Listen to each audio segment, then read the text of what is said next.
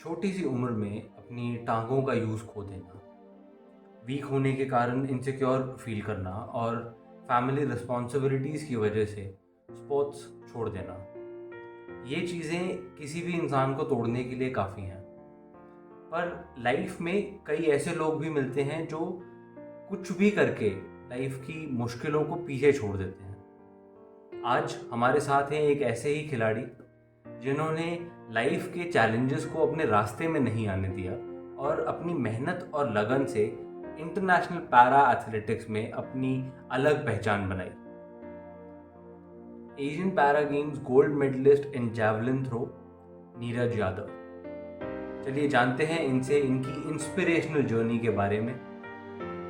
Conversation शुरू करने से पहले एक छोटी सी रिक्वेस्ट, अगर आपको हमारे स्पोर्टिंग हीरोज़ की कहानियाँ, उनकी लाइफ जर्नीज पसंद आ रही हैं तो स्पोर्ट्स सर्कल चैनल को सब्सक्राइब ज़रूर करें। आने वाले कुछ दिनों में और भी ख़ास लोगों के साथ और भी ख़ास एथलीट्स के साथ इंटरव्यूज़ हम लाने वाले हैं, तो उनको मिस आउट ना करें और चैनल को जल्द ही सब्सक्राइब करें। Let's go. So, ladies and gentlemen, Mr. Neeraj Yadav, thank you sir, thank you show पर आने के लिए और वेलकम, बहुत बहुत स्वागत है आपका। तो सर, अभी माहौल एक थोड़ा सा खुशी का है, ओलंपिक्स में भी अच्छा परफॉर्मेंस आया, पैरालंपिक्स में तो बहुत ही अच्छा परफॉर्म कर रहे हैं और अभी और भी उम्मीद है। तो एज एन एथलीट जो इस सिस्टम में इन्वॉल्व है पिछले कई सालों से, आपका क्या ओपिनियन है इस पूरे चीज पे अभी? देखिए, बहुत इस बार जो अपना 2020 है उसको मतलब बहुत ही अच्छी कवरेज मिली है मीडिया के द्वारा। अपना अदर सपोर्टर्स हैं जो अपना जैसे कि स्पॉन्सरशिप में जैसे कि बैक्स मेन सपोर्ट रहती है कि एक स्पॉन्सर्स अगर आपके पास हैं तो आप बेटर परफॉर्मेंस कर सकते हो, आप फॉरेन ट्रेनिंग कर सकते हो, आप फॉरेन जो कोचेज हैं उनको अपने इंडिया में बुलवा सकते हैं, उनके साथ आप ट्रेनिंग कर सकते हैं। तो इतनी पैंडेमिक सिचुएशन होने के बाद जो पैरा एथलीट्स हैं उन्होंने बहुत अच्छी अपनी मेहनत करी और अपना बेस्ट टू बेस्ट दिया। जैसे कि आप देख सकते हैं 2012 में जो ओलंपिक हुए थे उसमें हमारा एक मेडल आया था और 2016 में हमारे 4 मेडल आए थे और अभी हमारे मेडल की टैली बढ़ती ही जा रही है। 12 तो पहुंच गए। हाँ, 12 पहुंच गए। अभी हमारा बैडमिंटन में भी आया, अभी रिसेंटली मॉर्निंग में अपना हाई जंप में आया है अपना परवीन का अपना सिल्वर मेडल है। शूटिंग में सेकंड आ गया अवनी का। हाँ बिल्कुल। तो अभी अवनी लाकड़ा का अपना उसमें अपना ब्राउन्ज मेडल आया है। अपना ये फर्स्ट वुमेन होगी, मतलब वुमेन हो गई हैं जिन्होंने मतलब ओलंपिक में गोल्ड मेडल और एक ब्राउन्ज मेडल, 2 मेडल किसी लड़की ने अपना ओलंपिक के लिए लिया जी। ये एक अपने आप में ही बहुत बड़ी अचीवमेंट्स है। बिल्कुल बिल्कुल, बहुत बड़ी अचीवमेंट है सर और बहुत ही कमेंडेबल है। तो जैसे मतलब ये है कि हमारी टीम इंडिया की जो परफॉर्मेंस है वो आउटस्टैंडिंग है। मतलब जो कि मैंने एनालाइज करा था कि हमारे एथलेटिक्स में ज्यादा से ज्यादा मेडल आएंगे, लेकिन अब की बार शूटर, बैडमिंटन और अदर जो स्पोर्ट्स हैं उसमें भी मतलब जो जितने भी अपने पैरा स्पोर्ट्स प्लेयर हैं उन्होंने बहुत ही अच्छी अपनी परफॉर्मेंस दिखाई है।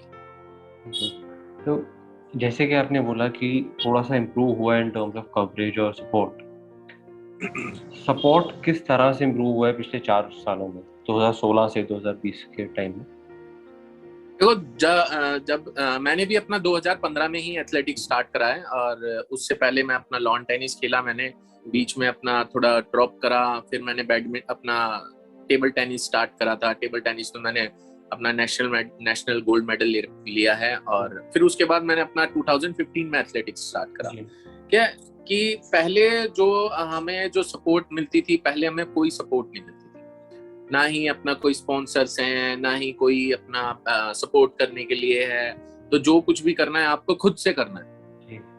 तो 2016 में और सबसे बड़ी चीज की अपना दीपा मलिक मैडम ने अपना जो सिल्वर मेडल लिया, तो वही एक हमारी स्टार्टिंग हो चुकी थी कि अब जो पैरा स्पोर्ट्स है उसको चेंज करा जाए अलग से। बिल्कुल, वो अब इतना हटके और इतनी अच्छी परफॉर्मेंस है हर किसी के पास सपोर्ट के लिए अपना जैसे सबसे मेन रोल अपना पैरालंपिक कमेटी ऑफ इंडिया है, वो भी प्लेयर्स को बहुत सपोर्ट कर रही हैं और अपना स्पोर्ट्स अथॉरिटी ऑफ इंडिया है, साई, तो उन्होंने बहुत ही अच्छी अपना जो पैंडेमिक सिचुएशन थी उसमें कंटिन्यू अपना कैंप लगाए रखे, जिससे कि प्लेयर्स को कोई प्रॉब्लम ना हो। तो ये बहुत मेन रोल होते हैं कि एक आपकी कमेटी है, पैरालंपिक कमेटी, और साथ में स्पोर्ट्स अथॉरिटी ऑफ इंडिया, ये दोनों आपको अगर सपोर्ट कर रही हैं तो आप कुछ भी अचीव कर सकते हैं। एंड आई थिंक जैसे आपने मेंशन किया, दीपा मलिक मैम ने जब से टेक ओवर किया है एज अ एडमिनिस्ट्रेटर, जी जी जी। जब से दीपा मलिक मैम ने एडमिनिस्ट्रेटर एज अ वो रोल प्ले करना शुरू किया है, तब से आई थिंक काफी इम्प्रूव हो गया है, स्पेशली पैरा हाँ, वगैरह ये बहुत ही अच्छा है। एक दीपा मैम अपना प्रेसिडेंट है, जी। तो एक प्रेसिडेंट का एक रोल बहुत बहुत बड़ा होता है कि एक नॉलेजेबल मैम, इतनी ज्यादा नॉलेज है मैम को कि वो हर एक प्लेयर से कनेक्ट रहती हैं। अभी रिसेंटली पहले भी अपना प्रेसिडेंट रह चुके हैं, बहुत लोग प्रेसिडेंट रहे हैं, लेकिन जिस तरीके से दीपा मैडम ने अपना प्रेसिडेंट बन के हर एक प्लेयर को समझा है, सारी चीज करी है, वो भी बहुत अच्छी चीज है। अभी बीच में मेरे को थोड़ा सा टाइफाइड हो गया था, तो पैंडेमिक सिचुएशन अपना कोरोना के उसमें, तो मैडम ने काफी एफर्ट करे कि भाई कहीं मतलब अपना बेड अवेलेबल हो जाए, ऑक्सीजन अवेलेबल हो जाए। तो वो एक रहता है ना कि प्लेयर से बहुत अटैच रहती हैं, तो वही एक सबसे बड़ी चीज है कि एक आप देखते हैं कि बॉस होता है, बॉस को अपने एम्प्लॉय से सिर्फ उतना ही काम होता है जब तक वो ऑफिस में होते हैं, उसके बाद चाहे उनके साथ कुछ भी हो, बॉस को कोई लेना देना नहीं होता।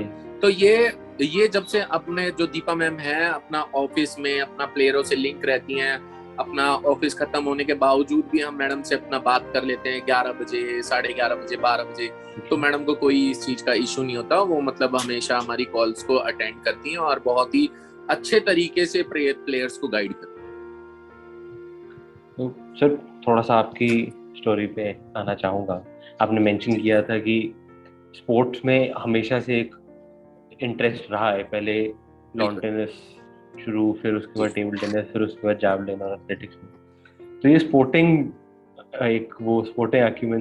इंटरेस्ट कहाँ से बना बचपन में?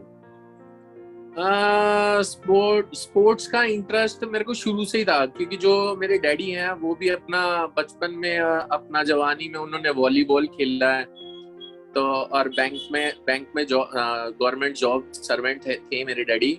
तो शायद ये जीन्स का थोड़ा सा फर्क पड़ जाता है कि आपके जो जीन्स में थोड़ा सा स्पोर्ट्स एक्टिविटीज हैं। तो मेरे को भी एक्चुअली क्या था, जब मैं थोड़ा छोटा मतलब 7 महीने का था, तब मेरे को ये पैरालाइज अपना हो गया था। तो उसके बाद मेरे को बहुत ज्यादा प्रॉब्लम हो गई थी, मैं वॉक नहीं कर पा रहा था, अपना बैठ नहीं पाता था, अपना बिल्कुल जैसे कि अपना बैठ नहीं पा रहा था, चल नहीं पा रहा था, तो अपना जस्ट लाइक जैसे स्नैक होता है उस टाइप से अपना रैंकता था। तो जो मेरे नाना जी ने मतलब वो भी मेडिकल लाइन में हैं, उन्होंने मतलब मेरा ट्रीटमेंट करा, मेरे को मालिश करी, बहुत सारे डॉक्टर्स को दिखाया। फिर मेरे डैडी भी अपना मुझे लेके अपना बाहर फॉरेन गए, वहां पे उन्होंने ट्रीटमेंट करवाया। तो उन्हीं की बदौलत है जो मैं अब इस मुकाम पे हूँ कि मैं अपने इंडिया को रिप्रेजेंट कर रहा हूँ, इंडिया के लिए मेडल टैली में थोड़ा बहुत सुधार ला रहा हूँ। तो जो मेरे और सबसे बड़ी चीज एक रहता है आपके फ्रेंड सर्कल के, आपके फ्रेंड्स कैसे हैं, कि आपको सपोर्ट कर रहे हैं नहीं कर रहे हैं। क्योंकि मेरे गांव के फ्रेंड्स हैं, उन्होंने मेरे को बहुत ज्यादा सपोर्ट करा है, जो कि मेरे बेस्ट फ्रेंड हैं अपना रिंकू यादव, तो वो हमेशा मेरे को सपोर्ट में रहते हैं। अभी भी ये है कि पैंडेमिक सिचुएशन में वो मेरे साथ जाते थे, मेरी थ्रोज करवाना, और ये चीज उन्होंने कंटिन्यू रखी। जब भी हम क्रिकेट खेलने जाते थे तो वो हमेशा साथ रखते थे कि भाई ठीक है, हम मैच जीते चाहे ना जीते, लेकिन हम अपने मतलब कि भाई हम नीरज को अपने साथ खिलाएंगे। फिर धीरे धीरे मैं अपना जैसे हम आगे बढ़ते रहे, स्कूल कॉलेजिंग करा, फिर उसके बाद अपने ये हमारा एक एनजीओ है अक्षय प्रतिष्ठान, तो मैं वहां पे एज अ वॉलंटियर की जॉब कर रहा था। तो व्हीलचेयर टेनिस को प्रमोट करा जा रहा था कि अलग अलग जितने भी एनजीओज हैं और जितने भी डिसेबिलिटी सेक्टर्स हैं उसमें प्रमोट कर रहे थे अपना व्हीलचेयर लॉन टेनिस। तो मिस्टर प्रदीप लाल थे, जो कि मतलब नहीं है। तो उन्होंने मेरे को देखा, उन्होंने मेरे से बात करी कि बेटा आपकी बॉडी फिजिक्स काफी अच्छी है, आप अपना व्हीलचेयर टेनिस अपना खेलना स्टार्ट करें, तो उसमें काफी अच्छा फ्यूचर है। तो सर उस वक्त क्या था, देखिए एक फैमिली का भी इतना मतलब अच्छी मतलब फैमिली वो नहीं थी कि भाई बोलते हैं कि जिससे रिच हो, और इतना मतलब फाइनेंशियली इतनी स्ट्रांग नहीं थे कि मतलब वो मेरे को सपोर्ट करें। और उस टाइम पे तो जब मैंने 2005 में अपना व्हीलचेयर टेनिस स्टार्ट करा था, तो खुद से ही सारी चीज करनी पड़ती थी, कोई स्पॉन्सरशिप नहीं होती थी, कोई आपको सपोर्ट के लिए नहीं था, खुद ही अपने आप को मोटिवेट करना है, खुद ही आपको करना है ये सारी चीजें। तो साथ के साथ जॉब भी करता रहा और अपना साथ के साथ अपना व्हीलचेयर टेनिस करता रहा। फिर मैंने अपना जॉब स्विच करके अपना मैंने एज अ वोकेशनल थेरेपिस्ट अपना इंडियन स्पाइनल इंजरी सेंटर में ज्वाइन करा। तो वहां से जो था मेरा एक टर्निंग पॉइंट आया कि जो मेरा ऑफिस था इंडियन स्पाइनल इंजरी सेंटर, जो एक हॉस्पिटल है अपना, एशिया का नंबर 1 हॉस्पिटल है स्पाइन का, जो कि स्पाइनल कोड पेशेंट हो जाते हैं। तो वहां के मिस्टर मेजर आलूवालिया हैं, जो कि वहां के चेयरपर्सन हैं, वो खुद एक स्पोर्ट्स पर्सन है। उनको स्पोर्ट्स से बहुत लगाव है। तो उन्होंने बहुत सपोर्ट करा कि नहीं कोई दिक्कत नहीं है, आप स्पोर्ट्स करो, हम आपको सपोर्ट करेंगे। तो ऐसे ही धीरे धीरे चल के फिर अपना 2015 में मैंने अपना एथलेटिक्स स्टार्ट करा। तो एक खिलाड़ी जब बनना स्टार्ट होते हैं तो उसको परेशानियां भी बहुत होती हैं कि टाइम मैनेज करना, कि आप किस टाइम पे सुबह उठ रहे हैं, आपको फिर ऑफिस भी जाना है, फिर आपको शाम की ट्रेनिंग का शेड्यूल भी देखना है, फिर आपको अपनी फैमिली भी देखनी है कि आपको फैमिली को किस तरीके से मैनेज करना है। तो ये भी एक बहुत बड़ा रोल होता है खिलाड़ी का, कि वो हर चीज को मैनेज करके करता हुआ चले जी। तो धीरे धीरे अपने चलते रहे। 2015 में मैंने अपना एथलेटिक्स स्टार्ट करा। तो उस टाइम मन में ये था कि पता नहीं मैं ये मतलब जो एथलेटिक्स है, जिस शॉर्ट पुट, डिस्कस और जैवलिन, क्या मैं इसमें सक्सेस हो पाऊंगा, नहीं हो पाऊंगा। क्योंकि जो मैं वीडियोस देखता था, क्योंकि जब एक बिगिनिंग प्लेयर होता है उसके लिए सबसे ज्यादा मोटिवेट का काम करते हैं आपके सीनियर। तो उसमें सबसे ज्यादा मोटिवेट का काम मेरे लिए करा दीपा मैडम ने।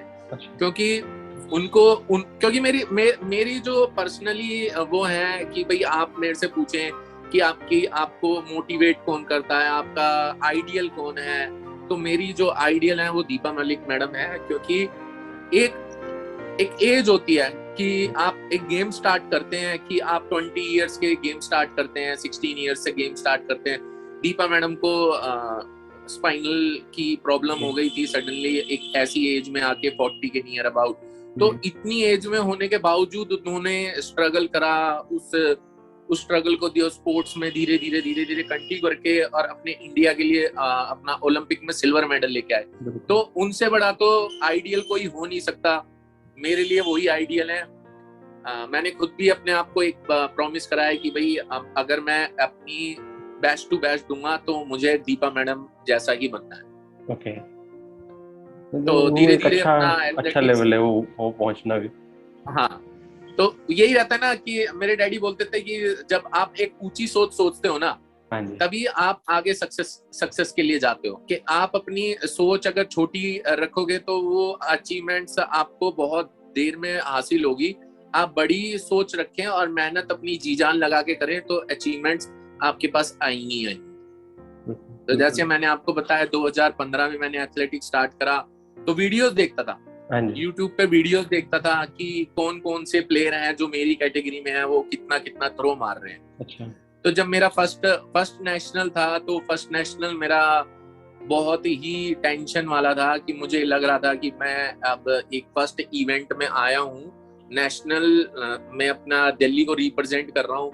तो पता नहीं मतलब मेरा क्या मेडल रहेगा या मैं मेडल आउट होऊंगा। एक दिमाग में बहुत बड़ी टेंशन चल रही थी उस वक्त। लेकिन थैंक्स टू गॉड और जितने भी मेरे छोटे हैं, जितने भी बड़े हैं, उनका सबका आशीर्वाद और प्यार मेरे काम आया। मैंने फर्स्ट नेशनल में ही अपना जेवलिन में गोल्ड मेडल और शॉर्ट पुट में ब्राउन्स मेडल हासिल करा। तो लेकिन फिर भी एक प्लेयर के अंदर जब तक भूख नहीं होती कि नहीं, मुझे इन 2 मेडल से संतुष्टि नहीं मिल रही, मुझे और बड़ा चाहिए, और बड़ा चाहिए, तो वो उस मेहनत को मैंने थोड़ा सा और ज्यादा मेहनत करनी स्टार्ट करी। तो जो फिर नेक्स्ट टू नेक्स्ट अपना 2016, 17 जो कंटिन्यू अपना नेशनल्स हुए, मैंने उसमें कंटिन्यू गोल्ड मेडल लिया। और पहले मैंने एक ही गोल्ड मेडल लिया था, फिर उसके बाद कंटिन्यू 3 मेडल हो गए, short put, discuss and javelin. और अभी रिसेंटली 2021 में अपना मैंने 3 नेशनल रिकॉर्ड भी बनाए हैं अपना जैवलिन, शॉर्ट पुट और डिस्कस में। और 2018 एशियन गेम जो हमारे जो जकार्ता में थे, उसमें मैंने एशियन गोल्ड मेडल भी लिया था जैवलिन थ्रो में। बिल्कुल, वो आई थिंक सर देश के हर बच्चे को भी पता है, वो वाला तो ग्लोरी मोमेंट 2018 वो मैं ये चीज समझ सकता हूँ कि अब इस वक्त तो जो टोक्यो 2020 था उसमें मेरे इवेंट्स नहीं थे अपना। जो मेरी कैटेगरी थी, हमारे डिसेबिलिटी में होता क्या है, जो पैरा जो सेक्टर है उसमें डिफरेंट काइंड ऑफ कैटेगरीज होती हैं अपना। जैसे कि ब्लाइंड्स की होती हैं, ब्लाइंड्स की 3 तरीके की कैटेगरीज होती हैं। एक तो प्रॉपर ब्लाइंड होते हैं, एक ऐसे ब्लाइंड्स होते हैं जिनको थोड़ा दिखता है, फिर एक ऐसे में आ जाते हैं कि जिन्हें कुछ मीटर तक दिखता है, उसके आगे वो ब्लाइंडलेस हो जाता है। और जो हमारे व्हील चेयर कैटेगरीज हैं, व्हील चेयर कैटेगरीज में भी बहुत सारी कैटेगरीज होती हैं, 51 to 58। फिर अपना एम्पुटी में आ जाते हैं, पोलियो में आ जाते हैं, और बहुत सारी कैटेगरीज हैं। तो इस ओलंपिक में मेरी कैटेगरी नहीं थी, बट लेकिन मैंने मेहनत बहुत करी थी। लेकिन कोई नहीं, हार्ड लक। लेकिन और मैं अपनी परफॉर्मेंस से हैप्पी हूँ कि मैंने मेहनत करी, होना ना होना वो एक अलग चीज। बिल्कुल सर। नहीं, और अभी तेजस्विनी सावंत मैम जो है शूटर, उनसे बात हो रही थी रिसेंटली, तो वो भी यही कह रही थी कि ठीक है ओलंपिक्स में मेडल नहीं आया, बहुत बड़ा इवेंट है नो डाउट, पर उसके अलावा भी तो बहुत इवेंट है जिसमें देश का नाम आप कर ही रहे हो। तो बिल्कुल बिल्कुल वो और देखिए एक स्पोर्ट्स पर्सन जो है, अगर वो खेलने जा रहा है, ये नहीं है कि वो हर बार अपनी बेस्ट परफॉर्मेंस देगा। कभी कभार ऐसा होता है कि उसका दिन नहीं होता कि भाई आप चल नहीं पाए, आप इंजर्ड थे या आप फोकस नहीं कर पाए। तो हर एक प्लेयर के लाइफ में उतार और चढ़ाव आते ही रहते हैं। तो उतार और चढ़ाव से प्लेयर्स को घबराना नहीं चाहिए, हमेशा अपना पॉजिटिव रहना चाहिए, नेगेटिविटी अपने अंदर लानी नहीं चाहिए। जब तक आप पॉजिटिव रहेंगे तब तक आप दूसरों के लिए भी एक प्रेरणा का स्रोत बनेंगे। बिल्कुल, ये एक बहुत ही इम्पोर्टेंट मैसेज है हर एथलीट के लिए। जो मतलब एक I think Rahul Dravid sir ने बोला था एक बार कि मैं बहुत ज्यादा बार फेल हुआ हूँ सेंचुरी से, तो उसी से सीख लो कुछ। तो वही बात है जो आपने बोला कि हर दिन वो दिन नहीं होगा जो एकदम सबसे बढ़िया बिल्कुल। जिस दिन आपका दिन है, उस दिन आप कुछ भी करोगे ना, वो आपका बेस्ट होगा। हाँ जी। और जिस दिन आपका दिन नहीं है ना, आप चाहे अपना 100% दे दें, वो आपका बेस्ट हो ही नहीं सकता। बिल्कुल।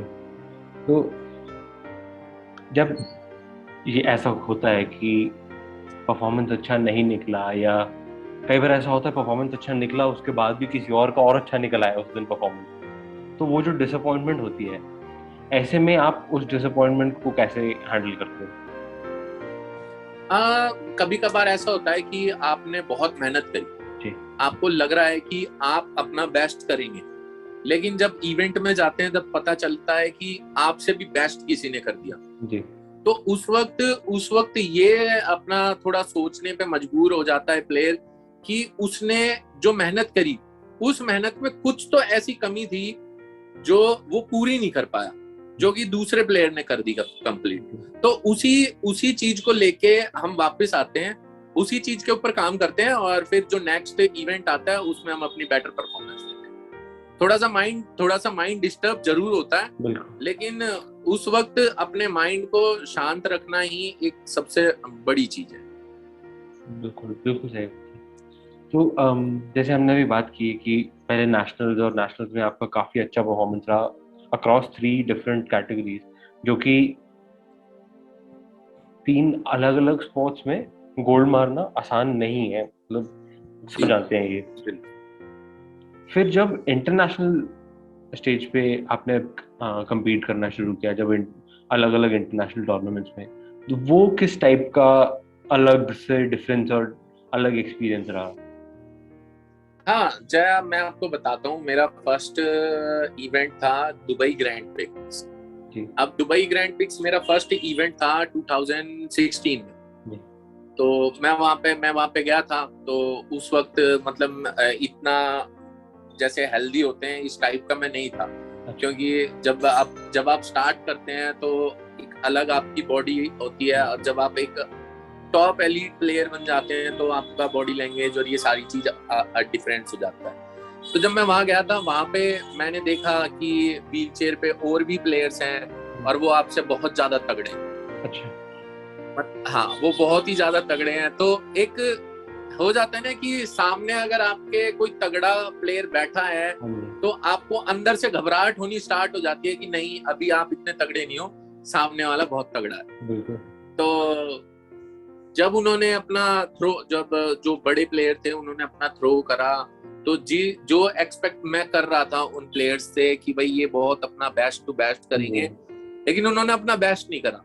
ओके उस टाइम मेरी थ्रो कम थी, बट लेकिन ये था कि हाँ मैंने कंपटीशन दिया उनको ओके और अपना सिल्वर मेडल लेके आया मैं अपने इंडिया के लिए। जी वो एक आई थिंक कोई भी नया एथलीट, कोई भी छोटा बच्चा जो स्टार्ट कर रहा है, वो इस चीज से मेरे ख्याल से सबसे ज्यादा चीज सीख सकता है कि ठीक है, एक साइकोलॉजिकल वो हाँ होता है, जैसे आपने बोला कि सामने वाला तगड़ा लग रहा है, स्पेशली इन इन स्पोर्ट्स जहाँ पे आपको बॉडी स्ट्रेंथ काफी चाहिए।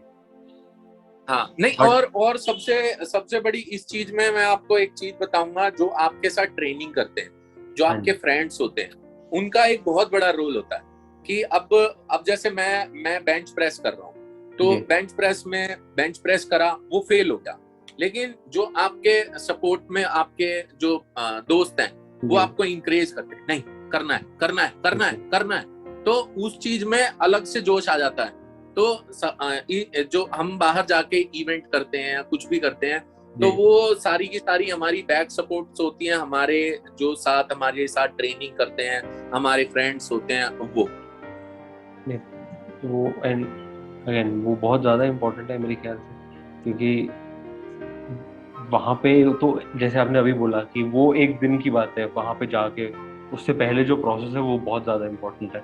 हाँ, वो बहुत ज्यादा होता है, और सबसे ज्यादा एक इस चीज का ध्यान होता है कि प्लेयर्स को इस चीज पे ध्यान देना चाहिए कि अपने आप को इंजरी से बचाएं, ठीक है क्योंकि आप बेस्ट परफॉर्मेंस दे रहे हो, जी ठीक है। अगर आप इंजर्ड हो गए, तो अगर आप इंजर्ड हो जाते हो ना, तो ये लगा लीजिए कम से कम आपके 2 महीने 3 महीने आपके खराब हो सही जाते बात। हैं, क्योंकि हाँ जी जब आप, और वो टाइम एक सबसे बड़ा डिफिकल्ट टाइम होता है कि आप उस इंजरी से रिकवरी कैसे लेते हो, रिकवर बिल्कुल कैसे होते हो। बिल्कुल ये भी बहुत बड़ा रोल है। हर एक प्लेयर की लाइफ में कुछ ना कुछ ऐसी घटनाएं घट जाती हैं जिसकी वजह से उनकी परफॉर्मेंस डाउन हो जाती है, फिर उसको धीरे धीरे इम्प्रूव करा जाता है। अब जैसे कि अपने नीरज चोपड़ा है, अब जी नीरज चोपड़ा ने का मतलब अपना एल्बो में प्रॉब्लम हो गई थी, हाँ जी लेकिन जिस वक्त उनको ये इंजरी हुई थी, उस वक्त बहुत सारे नेगेटिव अपने कमेंट्स आ रहे थे कि पता नहीं अब नीरज चोपड़ा अपना सही बात जेवलिन कर पाएंगे नहीं कर पाएंगे, क्योंकि उनको इंजरी एक बहुत बड़े लेवल पे हुई है। लेकिन वो चीज उन प्लेयर को पता है कि जी जिनको इंजरी हुआ उससे किस तरीके से रिकवर होके आज वो हमारे देश के लिए गोल्ड मेडल लेके आए। बिल्कुल बिल्कुल। तो सर ऐसे में जैसे रिकवरी में फिजिकल एस्पेक्ट बहुत ज़्यादा ज़रूरी है, ऑब्वियसली ट्रेनिंग, रिकवरी, रेस्ट, सब कुछ बहुत। मेंटल एस्पेक्ट का कितना इम्पोर्टेंस रहता है फिर रिकवरी में, क्योंकि खुद को पॉजिटिव भी रखना बहुत ज़रूरी है शायद। हाँ हाँ बिल्कुल, मेंटल, आपका जो मेंटली स्ट्रेंथ है वो बहुत अच्छा होना चाहिए।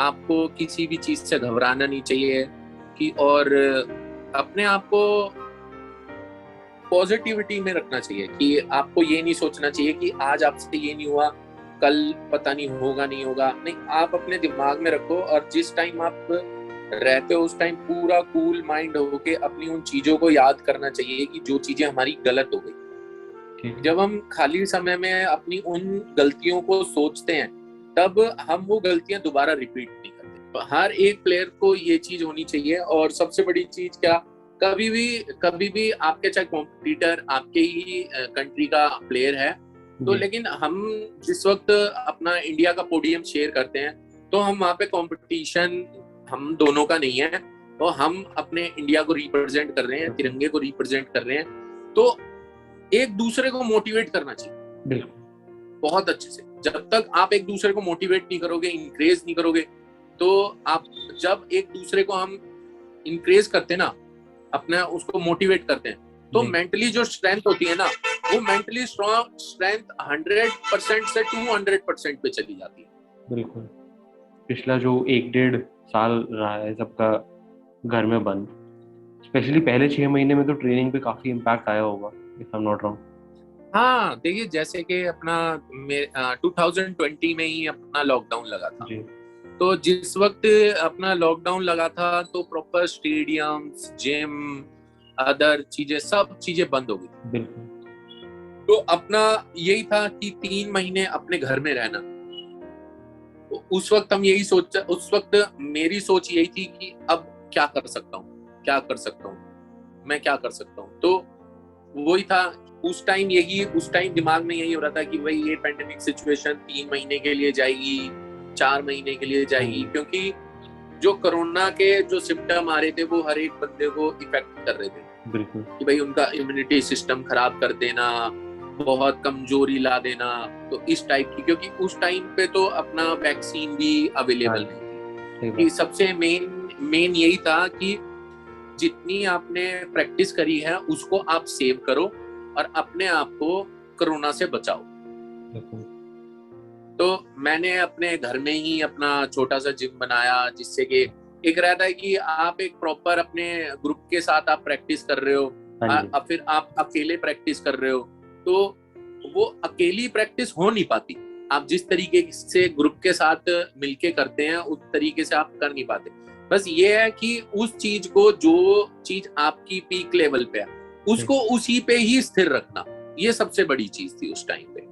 ठीक कि है। आपने जो चीज करी है वो नीचे ना आ जाए, ऊपर भी ना जाए, तो वो उसी पे मेंटेन हो जाए। समझ तो मैंने सिर्फ उसी चीज के ऊपर अपना फोकस रखा कि मेरी जो परफॉर्मेंस है वो डाउन भी ना जाए और हाई भी नहीं गई तो कोई भी प्रॉब्लम नहीं, उसी उसी लेवल पे ही अपना मेंटेन करके रखा मैंने अपने आप को। वो बहुत जरूरी हो जाता है ऐसे में। तो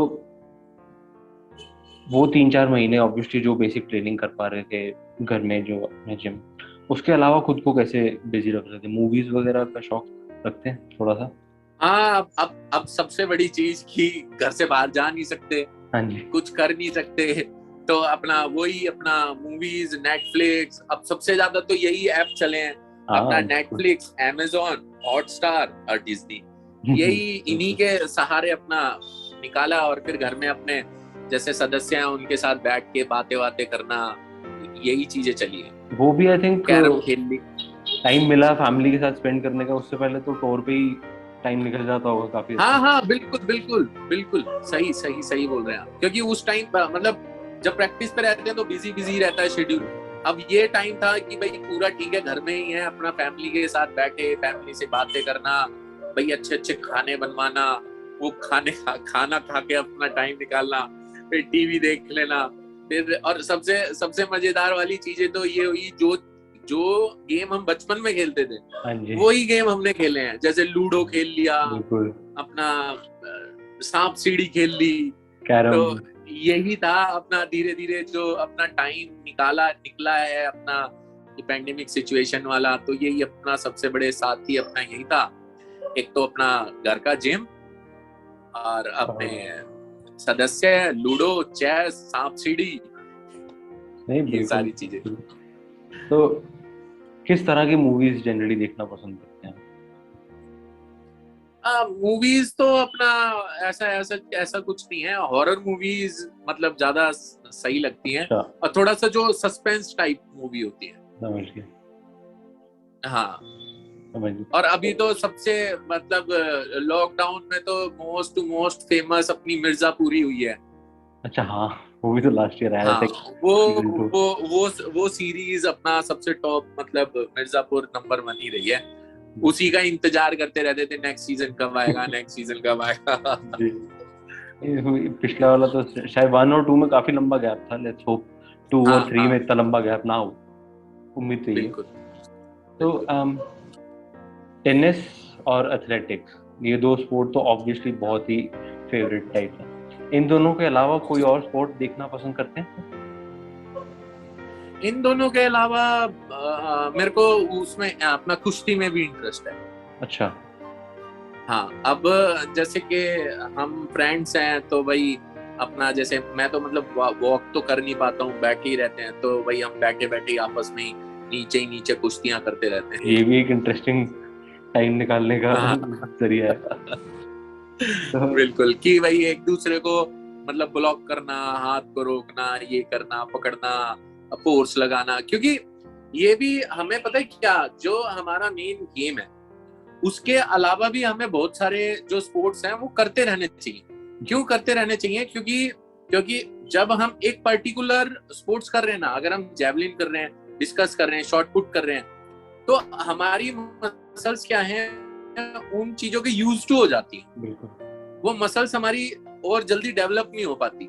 अब उसी चीज में, अब मेरे फ्रेंड्स हैं, अपना संदीप संदीप चौधरी का नाम आपने सुना होगा, अपना जेवलिन थ्रोअर हैं, world record holder, Asian medalist हैं, और बहुत मतलब अर्जुन अवार्डी हैं। हम मतलब जो मेरे ट्रेनिंग पार्टनर लगा लीजिए आप, हाँ जी। अपना संदीप हैं और अपना नवदीप, ओके। ये मेरे ट्रेनिंग पार्टनर रहे हैं। तो और योगेश कथुनिया है, जो कि अभी रिसेंटली अपना मेडल लेके आया है, अपना ओलंपिक में सिल्वर मेडल। जी। तो ये मेरे ट्रेनिंग पार्टनर रहे हैं। तो हम अपना जैसे प्रैक्टिस